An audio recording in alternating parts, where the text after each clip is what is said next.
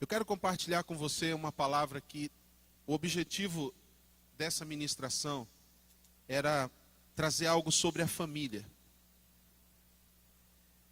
Porque a família, mais do que nunca nesses dias, tem sido assolada por ideias do maligno. Sim ou não, irmãos?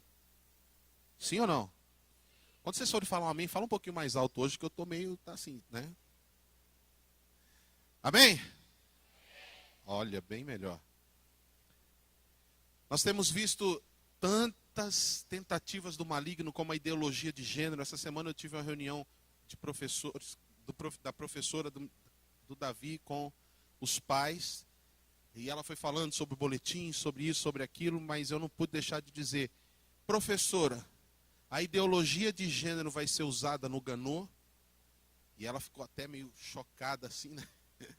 Aí depois ela falou assim: olha, pai, não temos nada nessa escola sobre isso, mas se tiver, vai ser chamado os pais para uma reunião. Irmãos, a igreja não pode se calar. Pode ser um amém melhor, né, irmãos?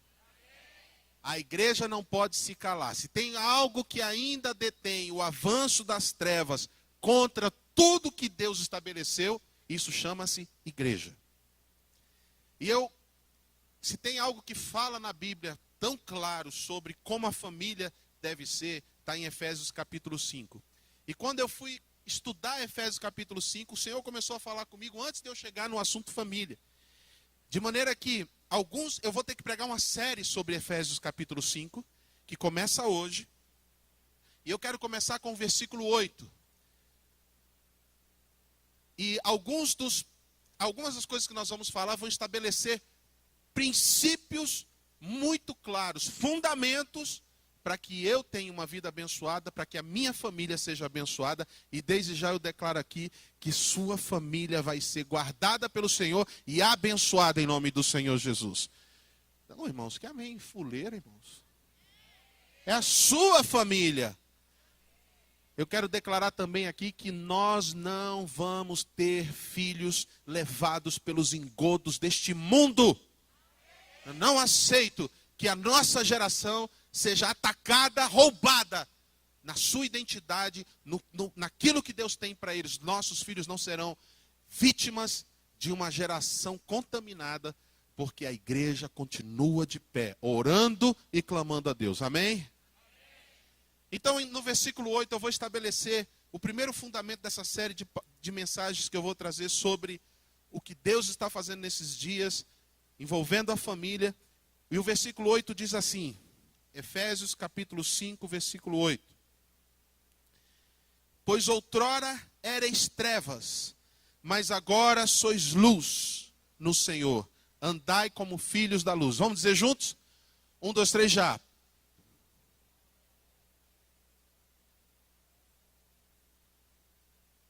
Irmãos, e se a gente oferecer uma janta antes do culto? De novo, 1, 2, 3, já.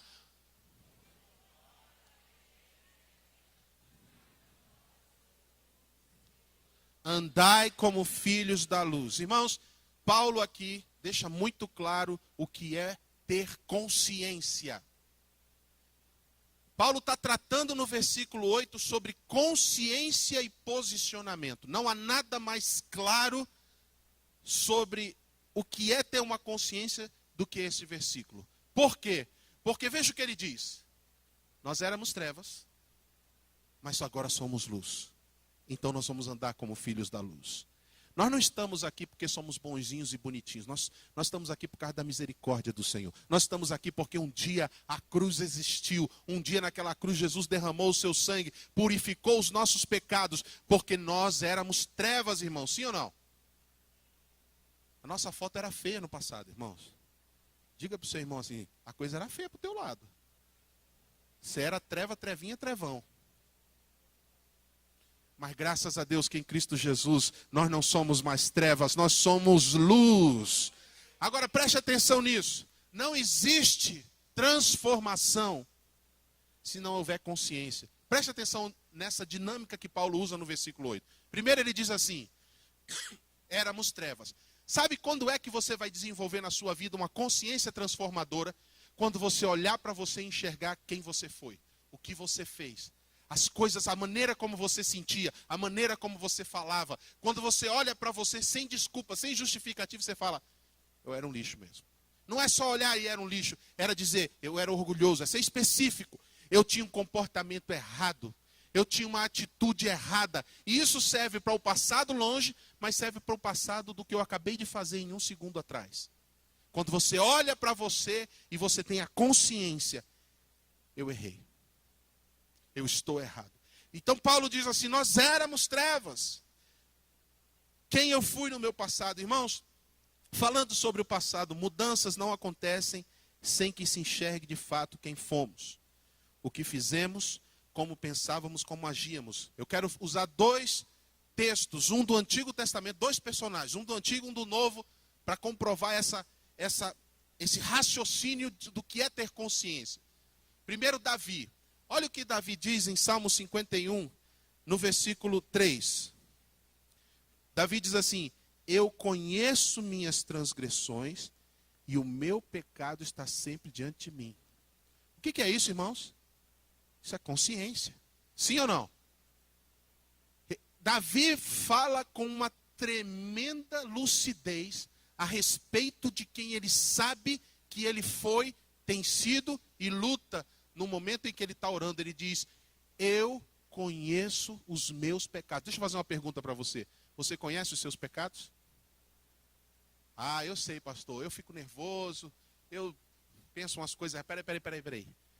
Eu não estou falando só desses pecados aparentes que você lidar com eles e você para pensar e rapidamente você se lembra. Eu estou falando inclusive daqueles pecados raízes que geram esses outros pecados. Por exemplo, você é nervosinho, mas você parou para pensar por que você é nervosinho e já chegou à conclusão que talvez seja o teu orgulho, que talvez seja essa arrogância incontrolável dentro de você. É uma dica só. Então Davi diz, eu conheço os meus pecados. Mas não é só Davi. Olha o que Paulo diz em 1 Coríntios capítulo 13, no versículo 11. Ele diz assim, quando eu era menino, pensava como menino, mas logo que cheguei a ser homem, acabei com as coisas de menino. O que é isso, irmãos? Consciência. Pegue na mão de alguém e diga assim, você está entendendo o que é ter consciência a respeito de você mesmo? Irmãos, sobre esses dois argumentos, agora pensa comigo, num texto polêmico, de Hebreus capítulo 12, versículo 16 e versículo 17. Pensa comigo nesse texto, tendo estabelecido essa base de Davi dizer, eu sei os meus pecados, consciência, e Paulo dizendo, eu era menino, e eu falava, eu pensava, eu sentia como menino. Agora que eu sou adulto, eu acabei com essas coisas de menino. Consciência. Agora presta atenção em Esaú, o que a Bíblia diz sobre Esaú em Hebreus 12, 16 e 17. Olha o que diz lá. Esse texto é intrigante. A gente já abordou aqui uma vez, em outra circunstância, mas eu quero falar de novo, sobre uma outra ótica. Ninguém seja devasso ou profano como Esaú, que por uma simples refeição vendeu seu direito de primogenitura. Pisou na bola, desprezou o que Deus tinha para ele, por causa de um prato de comida. Isso aqui a Bíblia chama de devassidão. É quando você troca as promessas de Deus por pequenos prazeres e você cede a esses prazeres, esquecendo de tudo que Deus tem para a sua vida. Isso aqui é um símbolo. Aconteceu e é um símbolo. Agora olha o versículo 17. Porque bem sabeis que querendo ele ainda depois herdar a bênção, foi rejeitado, porque não achou lugar de arrependimento, ainda que buscou diligentemente com lágrimas. Presta atenção na polêmica desse texto. Esaú chorou pelo pecado que cometeu? Sim ou não? Chorou. E a Bíblia não diz só que ele chorou. Ele chorou para valer, diligentemente. Eu fiquei pensando, como é que um cara chora diligentemente? Alguma coisa assim. Quem aqui já chorou diligentemente? Forte. Chorar forte, assim. Aquele choro que sai tudo pelos olhos, pelo nariz, pela boca. Eu já orei por algumas pessoas que choraram assim. E quando a pessoa encostou aqui, Ela tentou sair, não conseguiu, porque colou. Chorou diligentemente. Mas o texto diz que apesar desse choro dele, ele não encontrou lugar de arrependimento. Por quê? Porque arrependimento no grego é metanoia. A palavra metanoia significa mudança de mente. E ninguém muda a mente se não tiver consciência. Quando você errou, quando você caiu, tem crentes que estão na igreja e nunca experimentam transformação na sua vida, porque nunca desenvolveu uma consciência transformadora. Uma consciência transformadora é quando eu me conscientizo e sou duro comigo mesmo a respeito das coisas que eu cometi. Eu olho para mim, como Paulo disse, o homem que se julga a si mesmo não será julgado por ninguém. O problema não é cair, o problema não é pecar, o problema é o que eu faço depois que eu peco. O problema é que depois que eu peco, eu passo, ponho a sujeira para debaixo do tapete e sigo como se nada tivesse acontecido. Não!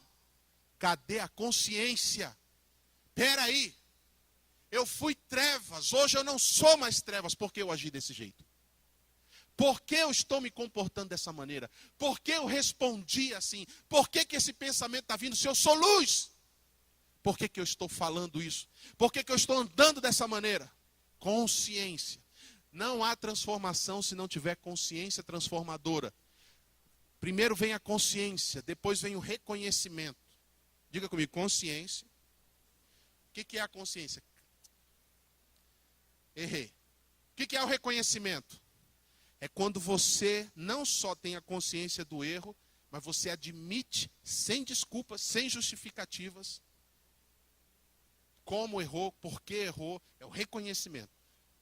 Isso gera arrependimento. Arrependimento não é lágrimas, não é um emocionalismo que me faz, eu pequei. Isso não gera transformação. Transformação é gerada quando a minha mente muda. Diga comigo, transformação é gerada quando a minha mente muda. Se você não medita no que pensa, se você não averigua os seus pensamentos, e é isso que Paulo diz, quem julga-se a si mesmo, se você não está averiguando o que você pensa, continua pensando do mesmo jeito que sempre pensou, a sua vida vai continuar sendo do mesmo jeito que sempre foi. Mas graças a Deus o Senhor está nos dando essa palavra porque mudanças estão sendo geradas em nome de Jesus. Por exemplo, o povo de Israel. O povo de Israel quando saiu do Egito era escravo? Sim ou não? Não, é uma pegadinha. O povo de Israel quando saiu do Egito era escravo? Deus veio, 10 pragas, abriu o mar, o povo passou, fechou o mar na cabeça dos egípcios, eles celebraram, uhul, somos livres, acabou a escravidão, beleza. Mas a minha pergunta é o seguinte, no deserto eles eram escravos? Não, mas a mente deles era. Como que pode acontecer alguém ser tirado da escravidão e continuar escravo na liberdade? Como pode ser que alguém deixou de estar nas trevas, mas continua em trevas na luz? Quem está entendendo? Por que o povo de Israel continuou com uma mentalidade de escravo, mesmo sendo livres? Porque não desenvolveram uma consciência transformadora. Talvez você diga assim, pastor, mas não é Deus que muda a gente? Irmão, leia comigo Romanos capítulo 12, versículo 2. Vou voltar à pergunta. Não é Deus que transforma a gente? Romanos 12, 2. O que está escrito lá? Moriá. Romanos 12, 2. E não vos conformeis com este mundo, mas o que nos faz ser transformados? A renovação da mente. E quem se transforma? Como eu sou transformado? Pela renovação da minha. Eu transformo a mim mesmo. Mas o que Deus tem nesse processo? Sabe o que Deus tem? Se fez homem, assumiu a sua culpa, se entregou na cruz, pagou o preço que era seu com a sua morte, derramou o seu sangue, purificou você, rasgou o escrito de dívida, disse para Satanás, me dá a chave da morte, porque agora esse povo é livre, você não tem mais nada com eles. Você quer que Deus faça mais o quê? Ele já fez a obra. E a transformação do meu dia a dia é com você. Diga para o seu irmão, é com você. Transformai-vos. Agora pensa comigo, Valmir. Se Paulo diz assim, transformai-vos pela renovação da tua mente, isso quer dizer o quê? Que a tua mente é o quê? Paulinho. Se ele fala para renovar a mente, Danilo, é porque a mente é o quê? Hã? É velha. Não, pastor, mas eu estou salvo, eu estou na luz. Quem está na luz aqui? Mas a sua mente precisa ser renovada. E quem renova a sua mente é você. Porque se a mente não precisasse ser renovada, Paulo não diria transformai-vos pela renovação da sua mente. E eu quero falar um pouco sobre isso. Eu quero falar sobre mente velha. Quando eu falo mente velha, eu não estou falando de mente idosa. Eu não estou falando de mente de muita idade. Eu estou falando de mente ligada às coisas do passado. Está entendendo comigo, irmãos? Me dá um amém bem forte só para eu ficar animado e saber que você ainda está comigo. Ok, então vamos lá.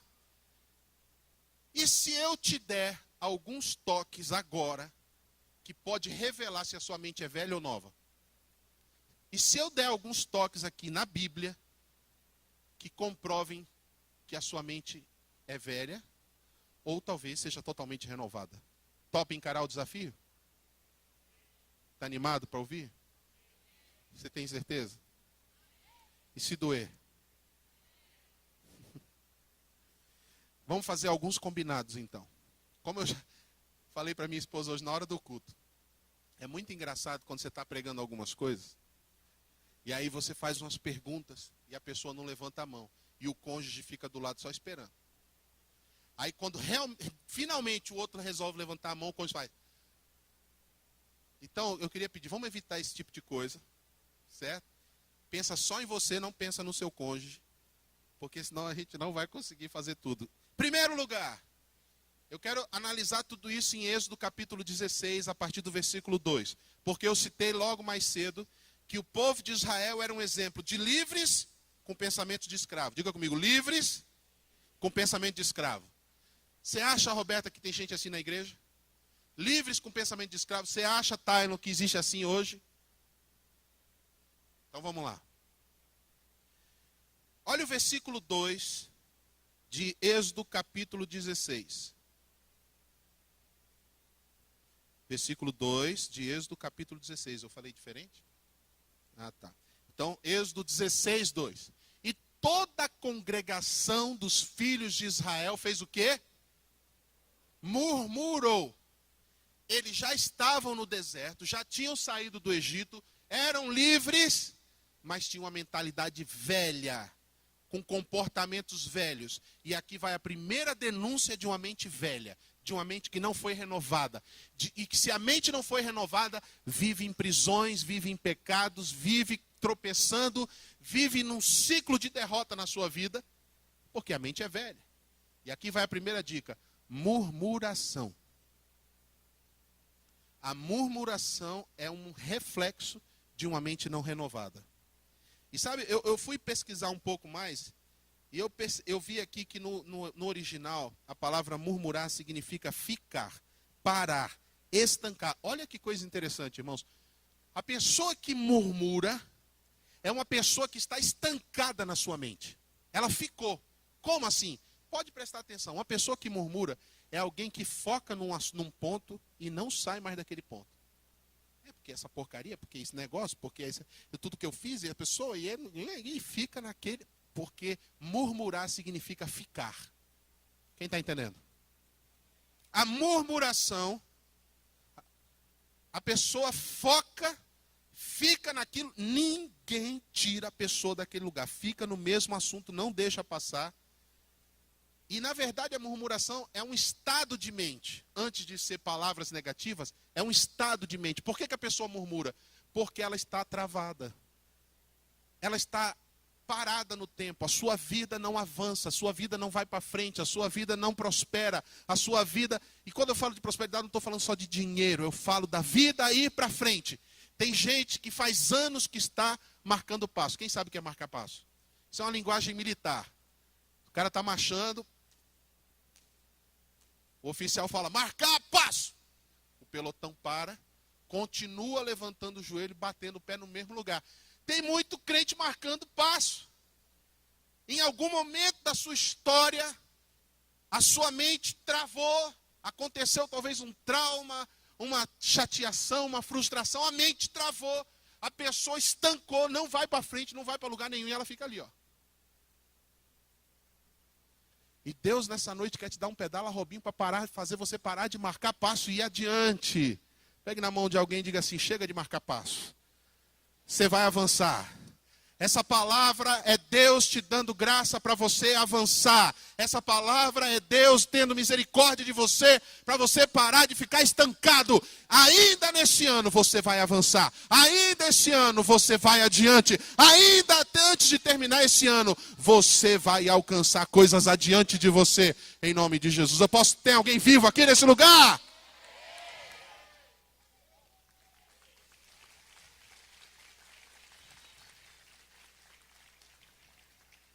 E sabe o que acontece com pessoas que murmuram?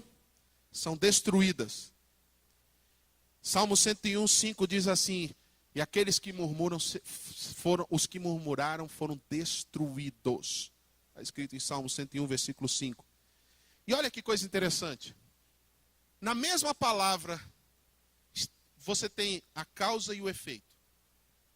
O povo que ouviu a promessa de ir para uma terra prometida ficou no deserto. Olha lá. Aquele que difama, essa palavra difama é a mesma palavra aqui que é murmurar. O seu próximo às escondidas eu destruirei.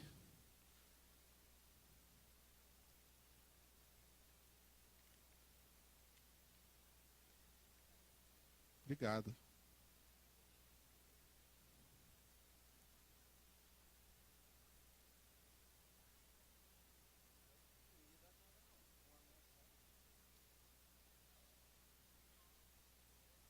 Não, irmão, vamos dar uma salva de palmas para ele.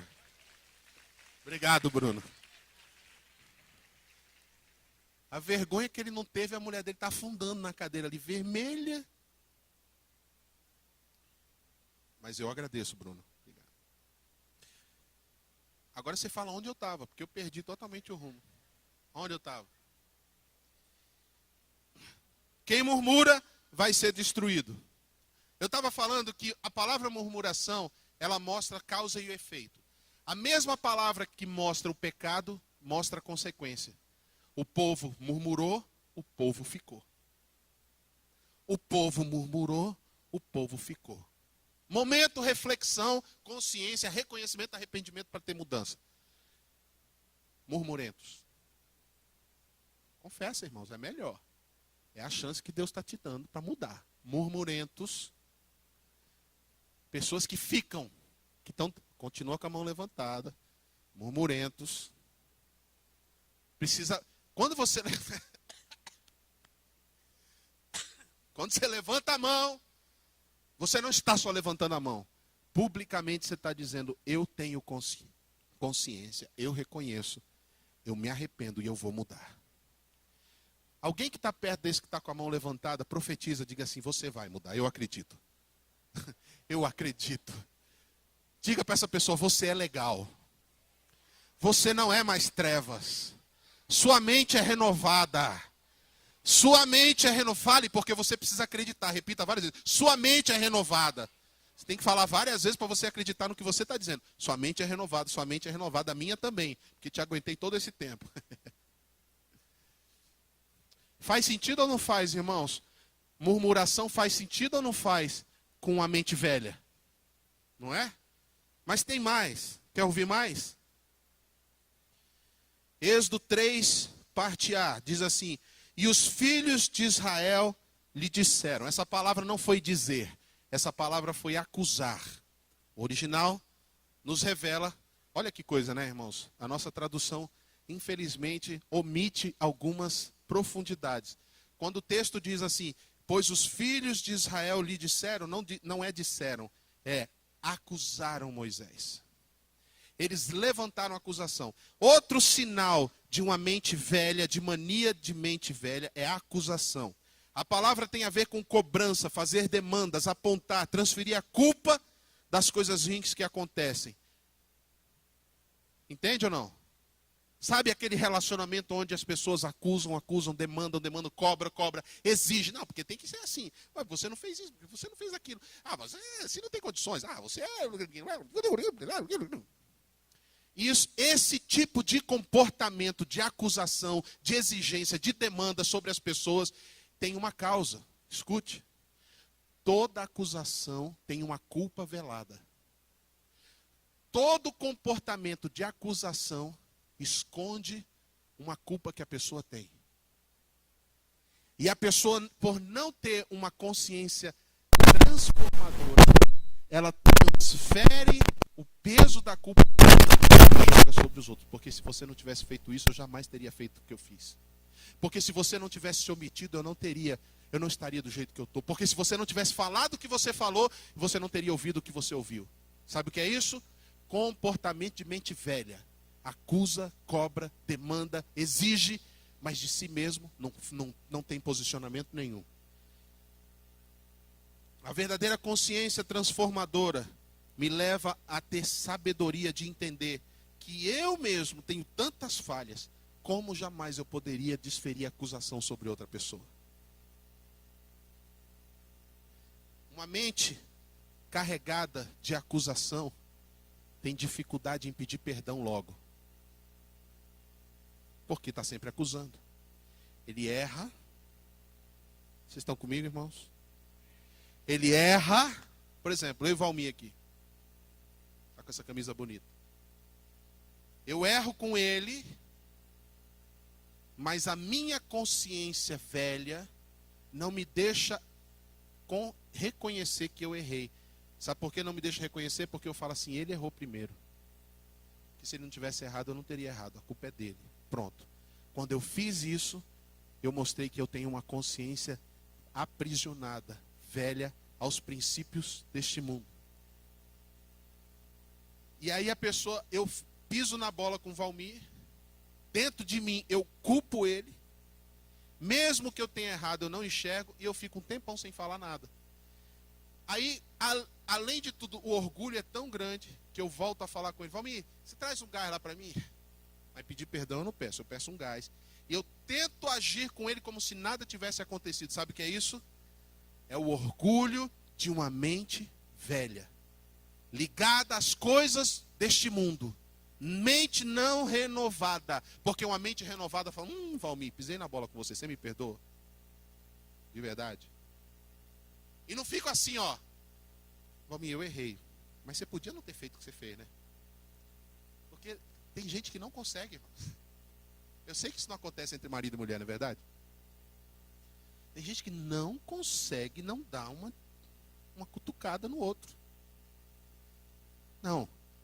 Uma mente renovada não se apega ao erro do outro. Ele olha para si e fala, você me perdoa? Eu errei com você. E eu vou fazer de tudo para não errar mais. Amém?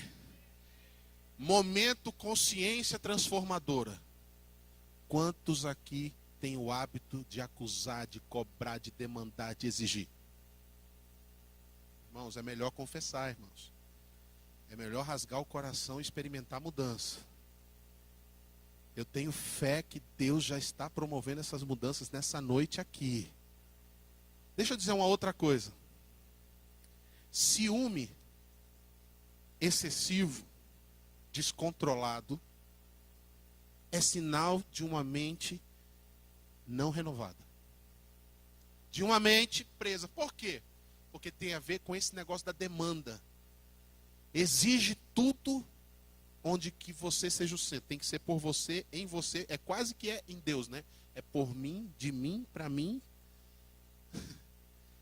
Isso gera esse comportamento ciumento. Mas graças a Deus, como ninguém é ciumento aqui, eu estou falando isso só para desencargo de consciência, em nome de Jesus. Agora olha que coisa interessante.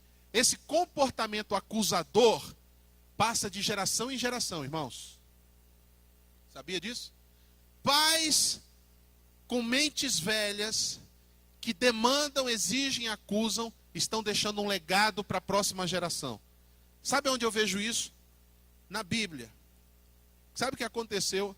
Essa geração que acusou Moisés, 3.500 anos depois, em Lucas capítulo 6, versículo 7, diz assim: e os escribas e fariseus buscaram algo para ter o que acusar Jesus.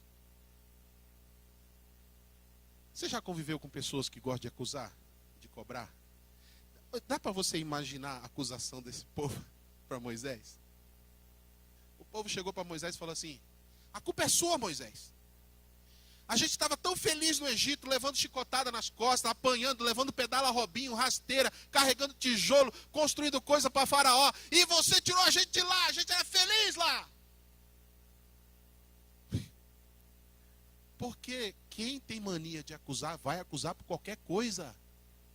O povo estava acusando Moisés. Eu imagino a cara de Moisés. Eu imagino a oração de Moisés para Deus no monte. É tudo doido, Deus. Moisés foi acusado de libertar os escravos. Porque uma mente acusadora não é capaz jamais de olhar para si mesmo, mas só olha para os outros e só aponta para os outros. Então quem levantou a sua mão aí, eu declaro em nome de Jesus, mudança de vida, mudança de mentalidade. Outra característica, Êxodo 16, versículo 3, parte B. Quem nos dera que tivéssemos morrido pela mão do... Não dá para entender esse povo, irmão. Olha o que eles estão dizendo aqui.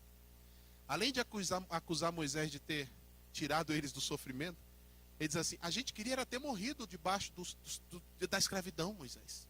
Você tirou esse sonho da gente, Moisés. A gente estava tão feliz na escravidão, Moisés. Você é muito injusto, Moisés. A gente ia morrer escravo, Moisés. Você tirou isso da gente. Faz sentido, irmãos? Não faz sentido tanto quanto dentro de casa pessoas que vivem praticando acusação, e cobrando, e demandando, e exigindo. Terceiro, eu estou falando aqui do... Eles dizem para Moisés assim: quem nos dera tivéssemos morrido pela mão do Senhor na terra do Egito, quando estávamos sentados junto às panelas de carne, quando comíamos pão até fartar, porque nos tendes tirado para esse deserto. Eles estavam olhando o tempo passado. E a Bíblia diz em Eclesiastes, a terceira característica que revela uma mente velha é quando essa mente vive apegado às coisas do passado. Diga comigo: mente apegada ao passado. São aquelas pessoas que olham para trás e falam: bons tempos eram aqueles. Oh, aquele tempo era bom demais. Aquele tempo eu conseguia isso, eu tinha aquilo. Irmãos, isso é reflexo de uma mente velha. Porque quando você diz que o tempo passado é melhor do que o tempo que você está vivendo, você está desprezando tudo que Deus fez na sua vida durante todo o tempo que você passou. Tudo bem, pode ser que em algum lugar do passado eu tinha mais dinheiro do que eu tenho agora. Mas você esquece que em todo esse tempo foi Deus quem te sustentou. Você esquece que em todo esse tempo Deus te proveu, Deus cuidou, Deus guardou. E mesmo que você tenha menos agora do que teve no passado, você é uma pessoa melhor agora do que você era no passado. Como você sabe disso? Porque se você sofreu nos dias que passaram, Deus usou esse sofrimento para fazer de você uma pessoa mais sábia, mais experiente, mais ungida, mais alegre, mais feliz, mais forte. Não é qualquer coisa que te derruba, porque olha o que você já enfrentou, olha o que você já passou. É por isso que a Bíblia diz em Eclesiastes 7:10, não é sábio dizer que os dias passados foram melhores do que estes. Essa não é palavra de sabedoria. Diga assim comigo: o que passou, passou. O que eu sofri, sofri. O que eu vivi, vivi. Agora Deus tem algo novo para mim. Essa é a consciência de uma mente renovada. Quarto. Vocês estão comigo ainda, irmãos? Se quiser, eu posso parar e continuar no próximo domingo. Tá bom.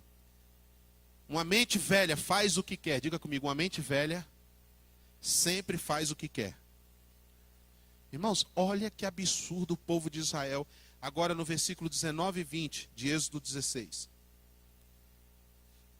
Disse-lhe Moisés, ninguém deixa dele para amanhã. Eles, porém, não deram ouvidos a Moisés. Antes, alguns deles deixaram dele para o dia seguinte. Criou bichos, cheirava mal, por isso indignou-se Moisés contra ele. Presta atenção nesse princípio fortíssimo aqui da palavra de Deus. Aqui era o maná. O maná caía de manhã. Quando subia o orvalho, tinha uma massa fina que ele juntava e fazia um pão daquilo. Mas tinha ordens, porque Deus deu isso para provar. Escute isso aqui. Tudo que Deus nos dá serve para nos abençoar, mas serve para nos provar. Diga isso para alguém, porque isso precisa ficar gravado. Tudo que Deus te dá serve como bênção, mas serve como prova. E sabe o que aconteceu? Se você não for aprovado na prova daquilo que você, da bênção que você recebeu, a bênção vai virar bicho, a bênção vai virar maldição, a bênção vai apodrecer dentro de casa. E olha, eu tenho visto muitos filhos de Deus que deixaram suas bênçãos serem transformadas em maldições. Sabe por quê? Por causa da mente velha. Só faz o que quer. Não sabe obedecer. Olha os versículos 26 e 27. 6 dias o colhereis, mas o 7º dia é o sábado, nele não haverá. Ou seja, o maná vai cair até na sexta-feira, no sábado não tem maná. Sabe o que aconteceu no versículo 7? Mas aconteceu ao 7º dia que alguns saíram para o colher e não o acharam. O tempo todo o povo desobedecia. E deixa eu te dizer uma coisa, tem gente que acha que obedecer é sinal de mente fechada. Acha, eu vou ficar fazendo tudo que manda? Mas na verdade a Bíblia ensina que uma mente renovada não tem problema com obediência. É para fazer isso? Eu vou fazer isso. Uma mente renovada não fala assim na hora de obedecer, fala assim, mas eu achei melhor fazer isso. E faz o que quer. Porque nem sempre o racional é o que deve ser feito. O que deve ser feito é o que foi mandado fazer. Obediência, irmãos. A Bíblia diz que a obediência determina se você vai ser abençoado ou não. Diga comigo, a bênção é resultado de obediência. Talvez tem coisas travadas na sua vida porque você nunca aprendeu a obedecer. E obediência é nas mínimas coisas, nas coisas grandes e nas coisas pequenas. E para você obedecer, você tem que inclinar seu coração e se submeter. Porque senão como é que você vai obedecer? Para obedecer, você tem que buscar ajuda. Para obedecer, você tem que inclinar seu coração e dizer, eu estou passando por isso. O que eu faço? A obediência é um reflexo de uma mente renovada. Como o povo era escravo, na mente não conseguia obedecer. Deixa eu dizer uma outra coisa. Estou quase terminando. Romanos 12, 2, a parte C diz assim, ó. Põe de novo para mim. Romanos capítulo 12, versículo 2, parte C. E não vos conformeis a este mundo, mas transformai-vos pela renovação da vossa mente. Para quê, irmãos? Para experimentar o quê? A vontade de Deus. Escute. Ninguém conhece o que é a vontade de Deus sem ter uma mente renovada. Por quê? Porque se Deus mostrar a vontade dele para a sua vida, enquanto sua mente não é renovada, você não vai conseguir obedecer à vontade dele. Porque a vontade de Deus é diferente da sua vontade. Você pode dizer isso comigo? A vontade de Deus é diferente da minha vontade. Quantos já perceberam isso? Não é verdade? A vontade de Deus é diferente da minha vontade. Então, se a vontade de Deus é diferente da minha, para eu me relacionar com a vontade de Deus, eu preciso de quê? Obediência. Não para mim, e sim para a tua vontade. Uma mente que não é renovada não consegue obedecer. Por isso que uma mente não renovada não usufrui da boa, perfeita e agradável vontade de Deus para a sua vida. E em último lugar,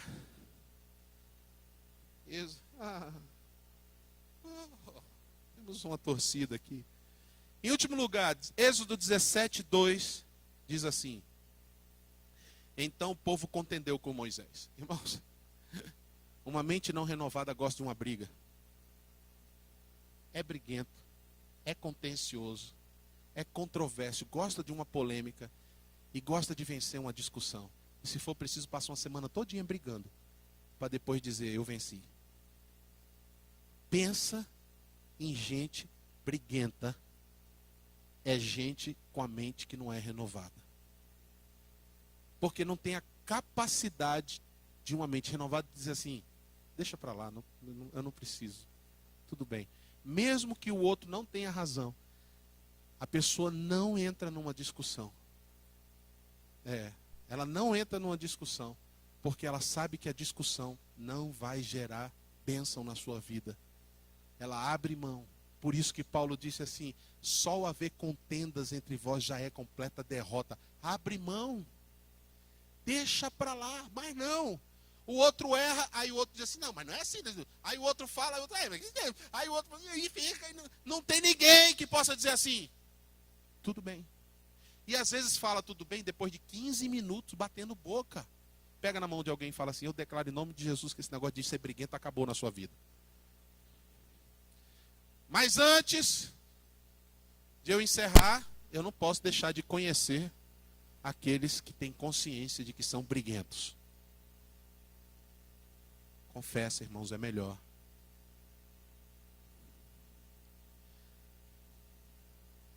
Hoje o Senhor está fazendo você livre disso. Eu sinto de dizer isso aqui, ó. Eu sinto de falar. Vou falar. Tem gente que briga em casa, briga em todo lugar e principalmente no trânsito. Não consegue fazer o simples trajeto do trabalho para casa sem ter uma briga. Sem ter um bate-boca. É um vício. Deus está renovando tua mente hoje. Larga dessa mania de brigar por tudo. Não vale a pena. Você não é mais trevas, você é luz.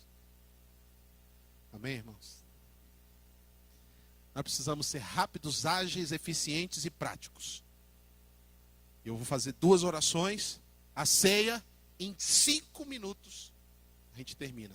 Sem perder a unção, a bênção, o poder, a glória e as curas. Você crê? Eu tenho uma mente velha e descobri hoje. Se essa é a declaração sua, você já está de pé por causa disso? Quem quiser seguir, fique em pé no seu lugar. Eu quero orar por você. Quero orar, quero declarar em nome de Jesus que acabou o tempo de mente velha. Sua mente vai ser renovada. É uma decisão sua. Eu queria fazer uma oração onde você declara comigo com toda a fé. Tem gente com fé aqui, diga glória a Deus. Diga assim comigo: Senhor Jesus, eu reconheço, tenho a consciência de que até agora minha mente era velha. Misericórdia, Deus, me perdoa. A partir de hoje, tomando a consciência de que eu estou na luz, eu sou a luz, porque o Senhor disse que nós somos a luz do mundo. A partir de hoje eu decido, não permito mais que a minha mente governe a minha vida nos padrões desse mundo. Eu sou uma nova criatura em Cristo Jesus. Eu estou em Cristo e as coisas velhas já passaram e tudo se fez novo. Eu sinto de fazer isso, irmãos. Alguns de nós têm uma mente tão velha que tem até capeta preso nessa mente. Põe sua mão sobre a sua cabeça aí. Não estou te acusando, não estou dizendo nada não, queridos. Eu estou te ajudando. Às vezes você está tão preso a alguns argumentos que você nem percebeu que tem opressão nisso. Na autoridade do nome do Senhor Jesus, eu declaro que não é a mão dos teus filhos, mas é a tua própria mão sobre a mente de cada um aqui. Eu declaro agora, se há força maligna prendendo essa mente agora, eu ordeno, solte, em nome do Senhor Jesus. vai embora, que essas mentes sejam livres debaixo do poder, da graça, da unção do nosso Senhor Jesus. Em nome dele, amém. Amém? Liberdade está nesse lugar. Pastores, supervisores, com misericórdia e graça, fluindo sobre nós, somos livres. Pastores, supervisores, líderes, me ajudem, eu preciso de líderes também. Nesse lugar, com misericórdia e graça, fluindo sobre nós, somos livres. Vamos dizer do início, onde o Espírito de Deus está. Onde o Espírito de Deus está, eu sou livre.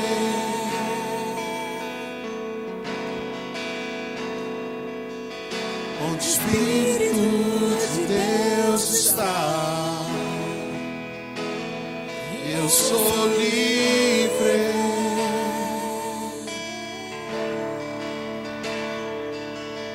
Onde o Espírito de Deus está,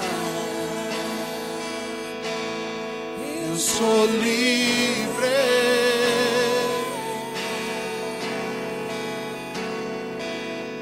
Onde o Espírito de Deus está,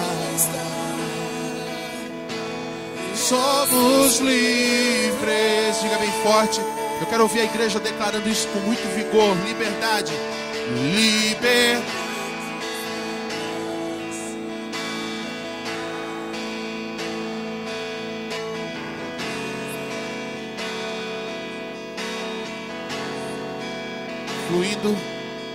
Fluindo sobre nós, somos livres. Jesus reina neste lugar. Jesus reina nesse lugar, com misericórdia.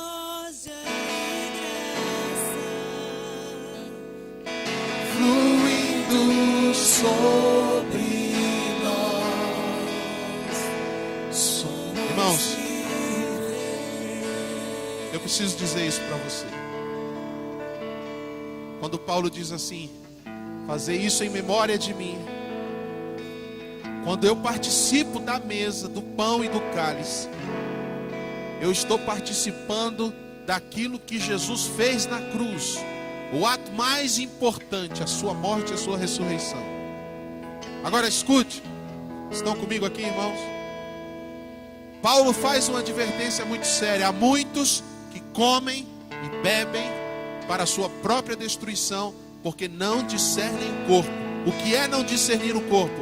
É entender que tudo isso que está aqui acontecendo, a palavra, o louvor, o abraçar, o orar uns pelos outros, acontece por causa da cruz.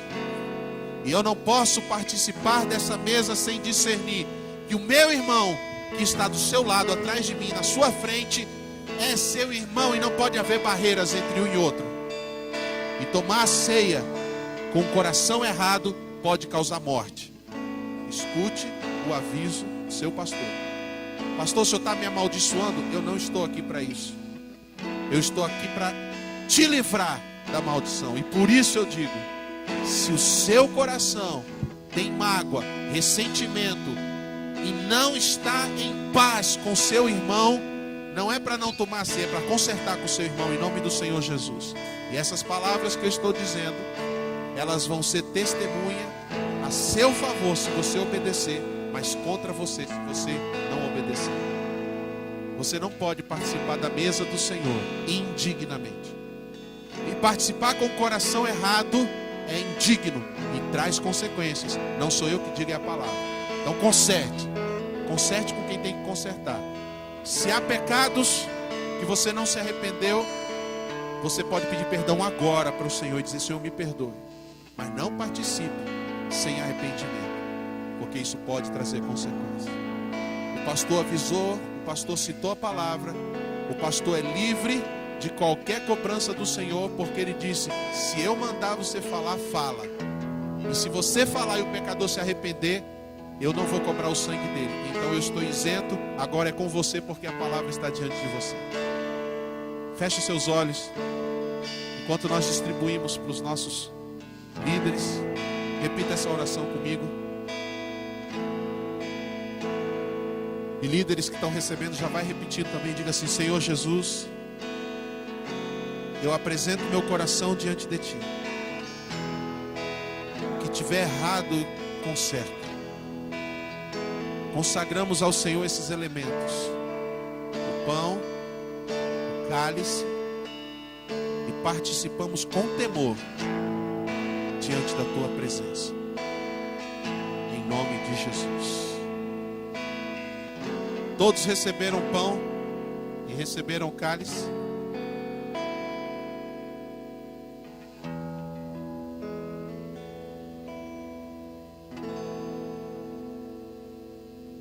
Pode comer do pão.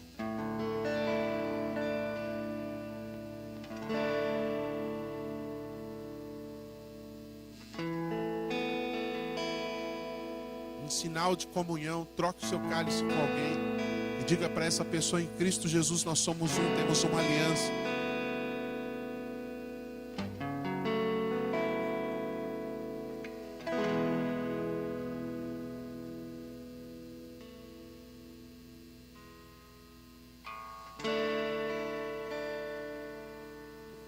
Diga a última vez: liberdade. Liberdade está nesse lugar.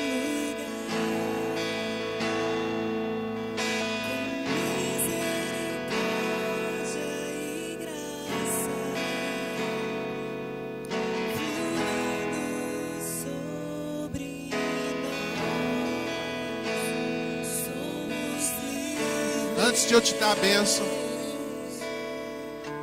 eu quero fazer 1 minuto de abraço. 1 minuto de abraço a partir de agora. Vá. Meus braços são para abraçar meu irmão, meu coração é para amar, seja quem for. Meus pés são para anunciar a salvação, e o meu corpo é para pular diante do Senhor. Meus braços são para abraçar o meu irmão, meus sonhos para...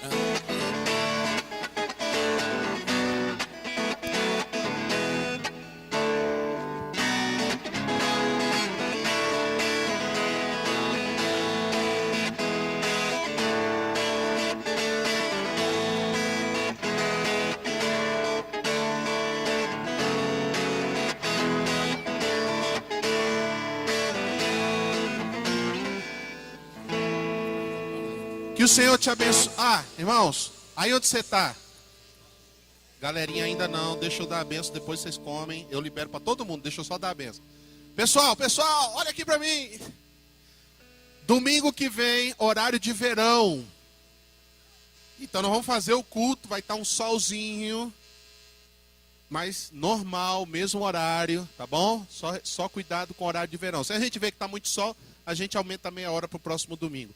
Que o Senhor te abençoe e te guarde, que o Senhor faça resplandecer o rosto dele sobre ti, que o Senhor tenha misericórdia de ti, que o Senhor faça brilhar a luz dele sobre a tua vida e te dê a paz, hoje e para sempre. Amém.